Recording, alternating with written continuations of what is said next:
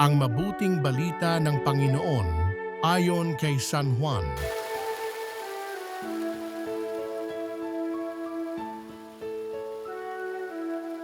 Gayon na lamang ang pag-ibig ng Diyos sa sanlibutan, kaya ibinigay niya ang kanyang bugtong na anak upang ang sumampalataya sa kanya ay hindi mapahamak kundi magkaroon ng buhay na walang hanggan, sapagkat sinugo ng Diyos ang kanyang anak hindi upang hatulang maparusahan ang sanlibutan kundi upang iligtas ito sa pamamagitan niya.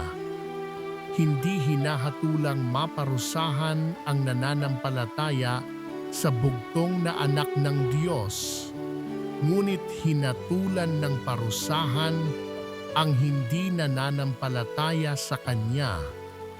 Hinatulan sila sapagkat naparito sa sanlibutan ang ilaw, ngunit inibig pa ng mga tao ang dilim kaysa liwanag sapagkat masama ang kanilang mga gawa. Ang gumagawa ng masama ay ayaw sa ilaw at hindi lumalapit dito upang hindi mahayag ang kanyang mga gawa.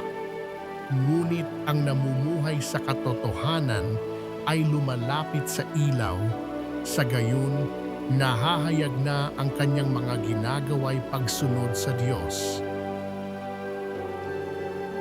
Ang mabuting balita ng Panginoon